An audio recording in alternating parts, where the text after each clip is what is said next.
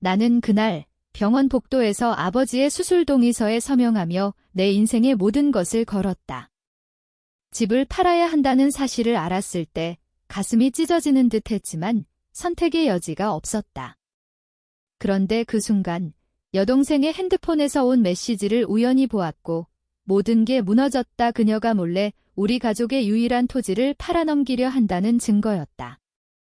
그 메시지는 부동산 중개인에게서 온 것이었다.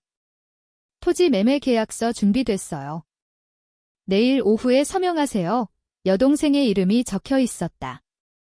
나는 손이 떨려 핸드폰을 떨어뜨릴 뻔했다.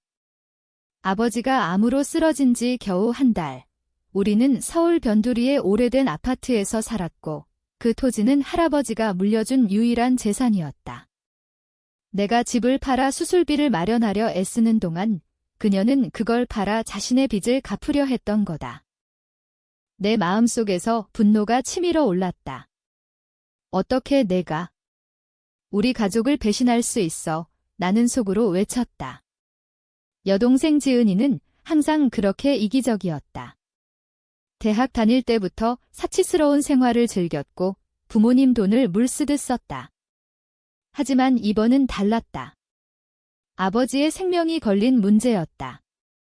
나는 병원을 나서자마자 그녀의 아파트로 향했다. 문을 두드리며 소리쳤다. 지은아, 문 열어. 당장. 문이 열리자 그녀의 표정이 굳었다. 오빠, 왜 갑자기? 그녀의 목소리가 떨렸다.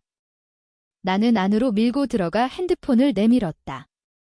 이게 뭐야? 토지 팔아. 아버지 수술비 때문에 집 팔려고 하는데 내가 몰래 재산을 처분하려 해. 그녀의 눈이 커졌다. 그건. 오빠가 몰라서 그래? 나도 빚이 많아. 카드값이 쌓여서. 빚. 내가 쇼핑하고 클럽 다니며 쓴 돈 때문에? 아버지가 죽어가는 마당에 내 목소리가 커졌다. 이웃들이 들을까 봐 문을 닫았지만 가슴속 화가 멈추지 않았다. 지은이는 고개를 숙였다. 미안해, 오빠. 하지만 나도 살고 싶어. 아버지 수술비는 오빠가 알아서 할 수 있잖아. 그 말에 나는 주먹을 쥐었다. 어떻게 가족이 이럴 수 있나? 우리는 같은 피를 나눈 남매였다. 그날 밤 나는 집으로 돌아와 어머니와 이야기를 나눴다. 어머니는 눈물을 흘리며 말했다. 지은이가 왜 그랬을까? 우리 잘못인가 봐이 하지만 나는 달랐다. 잘못. 그녀의 탐욕 때문에 가족이 무너지는데 나는 결심했다. 이 배신을 그냥 넘길 수 없었다. 다음 날 부동산에 가서 토지 소유권을 확인했다. 다행히 아직 매매가 완료되지 않았다. 중개인은 지은 씨가 대리인으로 왔어요. 하지만 서류가 불완전해 보류됐어요. 라고 했다. 나는 즉시 변호사를 찾았다. 서울 시내의 작은 법률 사무소에서 변호사는 내 이야기를 듣고 고개를 끄덕였다. 가족 간 재산 분쟁이네요. 증거가 있으면 소송할 수 있어요. 하지만 소송. 가족을 법정에 세운다는 건 상상도 못할 일이었다. 그래도 아버지의 생명을 위해 나는 해야 했다. 지은아, 내가 시작한 거야. 내가 끝낼게 속으로 다짐했다. 며칠 후 아버지의 수술 날짜가 다가왔다. 병원비는 5천만 원이 넘었다. 집을 팔아야 했다. 중개인을 통해 매수자를 찾았고 계약을 진행했다. 그 과정에서 지은이가 다시 나타났다. 오빠, 미안해. 토지건은 취소할게. 도와줄게. 그녀의 눈에 눈물이 고였다. 하지만 나는 믿지 않았다. 늦었어. 이미 내 배신을 봤으니까. 수술 당일 병원 대기실에서 기다리는 동안 내 마음은 복잡했다. 아버지가 살아날까? 그리고 지은이는 정말 변할까? 수술실 문이 열리고 의사가 나왔다. 수술 성공적입니다. 하지만 회복에 시간이 걸릴 거예요. 안도의 한숨이 나왔다. 하지만 그 기쁨도 잠시, 지은이가 병원에 오지 않았다.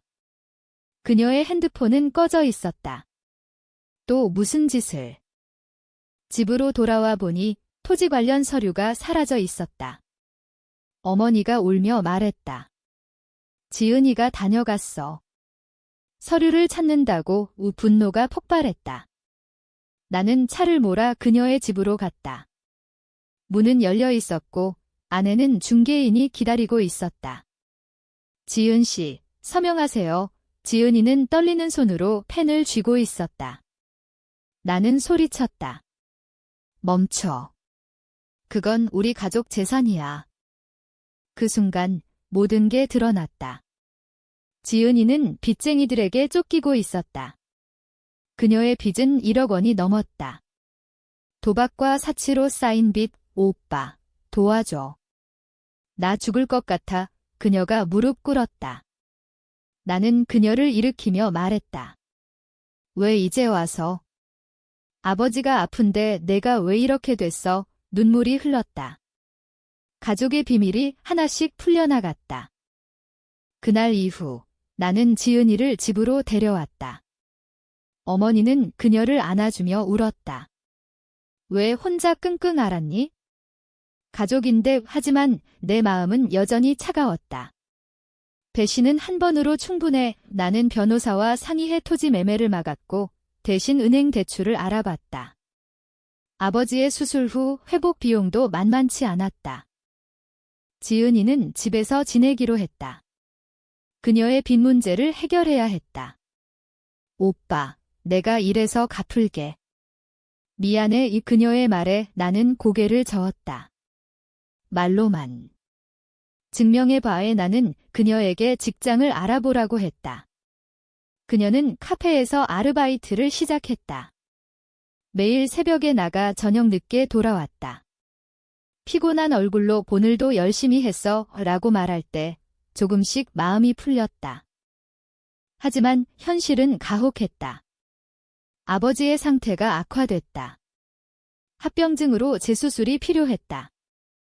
추가 비용 3천만 원 집을 팔았는데도 모자랐다.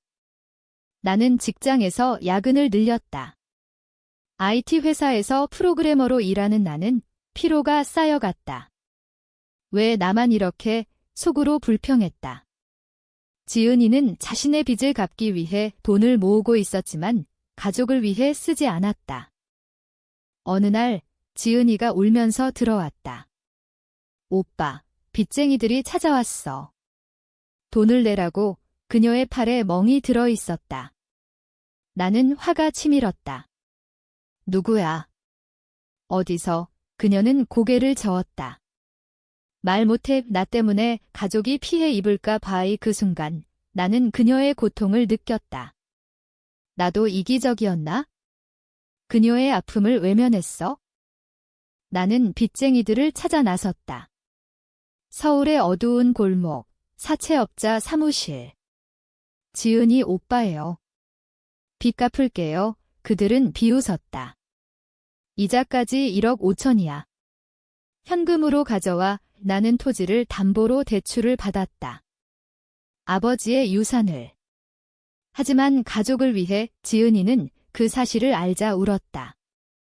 오빠, 왜? 미안해. 재수술날 병원에서 기다리며 나는 과거를 떠올렸다. 어린 시절, 지은이와 함께 공원에서 놀던 때 그녀는 항상 웃었다. 오빠, 나 지켜줄 거지. 그 약속을 지키지 못한 건 나였다. 수술이 끝나고 아버지가 깨어났다. 고맙다. 아들아. 왜 그의 약한 목소리에 눈물이 났다. 하지만 평화는 오래가지 않았다. 지은이가 다시 사라졌다. 집에 메모가 남아 있었다. 오빠, 내가 해결할게. 미안. 그녀의 핸드폰 위치를 추적해보니 부산이었다. 무슨 짓을 하려는 거지? 나는 기차를 타고 내려갔다. 부산의 바닷가 호텔에서 그녀를 찾았다. 그녀는 어떤 남자와 함께였다. 이 사람이 빚을 갚아줄 거래. 그 남자는 나이 든 사업가였다. 지은 씨와 결혼하면 빚을 청산해주지 이 그의 말에 나는 충격받았다. 지은아, 이게 무슨 소리야? 가족을 버리려 해. 그녀는 울며 말했다.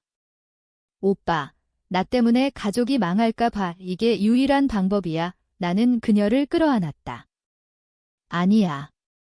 함께 해결하자. 그날 우리는 서울로 돌아왔다. 남자를 설득해 빚 문제를 연기했다. 나는 회사에서 승진을 노려 더 많은 돈을 벌었다. 지은이는 직장을 그만두고 간호사 자격증을 따기 위해 공부했다. 아버지 돌보는 데 쓰이게 그녀의 변화에 나는 희망을 봤다. 그러나 또 다른 위기가 왔다. 토지 매매가 다시 시도됐다. 이번엔 지은이가 아닌 먼 친척이 소유권을 주장했다. 할아버지의 유언장이 있어 그는 서류를 내밀었다. 나는 변호사와 함께 싸웠다. 법정에서 증언하며 이 재산은 우리 가족의 생명줄입니다. 라고 외쳤다. 판결은 우리 쪽이었다. 하지만 그 과정에서 지은이의 비밀이 드러났다. 그녀가 과거의 빚을 진 이후 대학 시절 사기당한 투자. 오빠, 말 못했어. 부끄러워서 그녀의 고백에 나는 안아줬다. 우리는 가족이야. 함께 이겨내자. 아버지의 회복은 더디었다. 매일 병원에 가서 돌보는 게 일상이 됐다. 어머니는 지쳐 보였고 지은이는 공부와 아르바이트를 병행했다. 나는 그들 사이에서 균형을 맞추려 애썼다. 이게 가족인가? 고통 속에서 버티는 거? 어느 저녁 지은이가 말했다. 오빠, 나 결혼할까 봐. 그 말에 나는 멈칫했다. 그 부산 남자, 그녀는 고개를 저었다. 아니, 직장에서 만난 사람. 착해 하지만 그녀의 눈에 망설임이 보였다. 빚 때문에? 아니면 진심? 나는 물었다.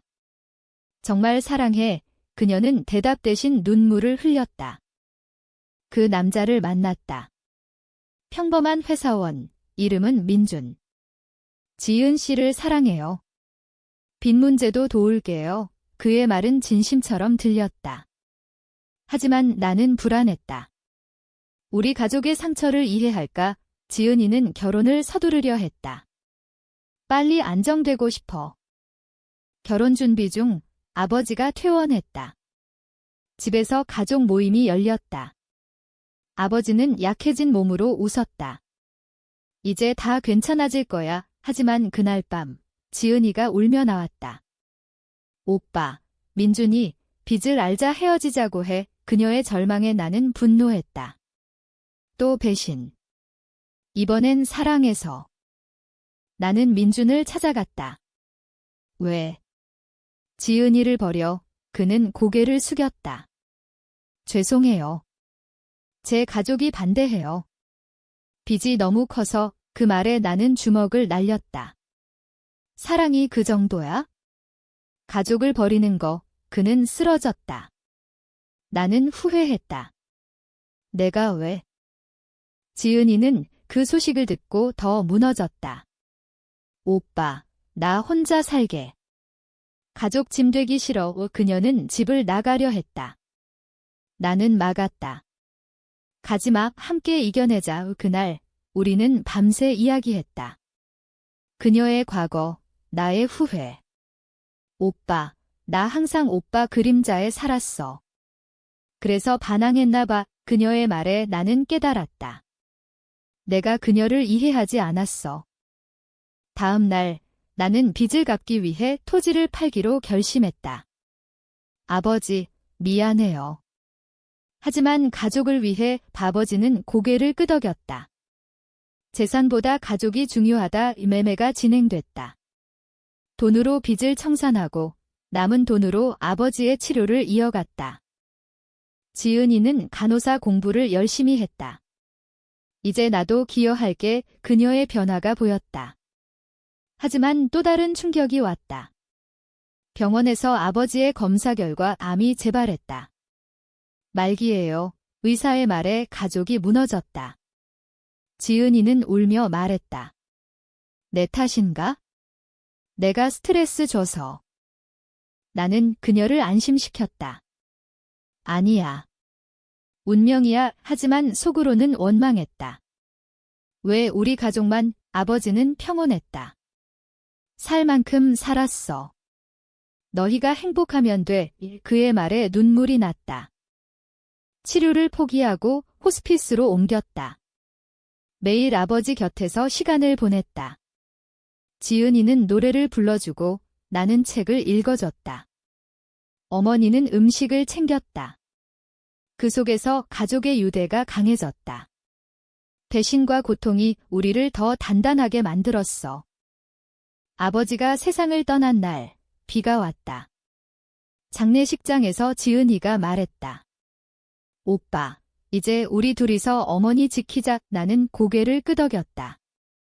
상속 문제로 친척들이 몰려왔다. 토지 팔았으니 돈 나눠. 하지만 우리는 거부했다. 아버지의 유언대로 가족만. 법정 싸움이 시작됐다.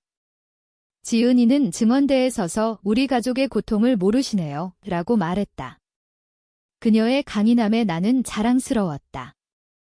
판결은 우리 승리. 돈은 어머니의 노후 자금으로 썼다. 그 후 지은이는 간호사가 됐다. 병원에서 일하며 아버지처럼 환자 돌볼게라고 했다. 나는 회사를 그만두고 창업했다. IT 스타트업, 성공의 길을 걷기 시작했다. 시간이 흘러 우리는 각자의 삶을 살았다. 지은이는 병원에서 인정받는 간호사가 됐고 나는 사업으로 성공했다. 어머니는 안정된 삶을 즐겼다. 하지만 과거의 상처는 남아 있었다. 배신의 기억이 사라질까? 어느 날 지은이가 임신 소식을 알렸다. 오빠, 결혼할 거야? 이번엔 진심이야. 상대는 병원 동료, 의사였다. 지은 씨의 강함에 반했어요. 그의 말에 나는 안심했다. 결혼식에서 아버지의 사진을 보며 눈물이 났다. 아버지, 보세요. 우리가 행복해요. 하지만 행복은 또 시련을 불렀다. 지은이의 남편이 사고로 다쳤다. 수술비가 필요해. 그녀의 말에 나는 과거를 떠올렸다. 또 돈. 하지만 이번엔 다르다. 나는 도왔다. 내 사업 자금으로 수술비를 댔다. 가족이니까. 회복 중 지은이는 아이를 낳았다. 조카의 탄생에 가족이 모였다. 어머니는 웃으며 할아버지 닮았네 라고 했다. 그 순간 나는 깨달았다. 고통이 우리를 성장시켰어.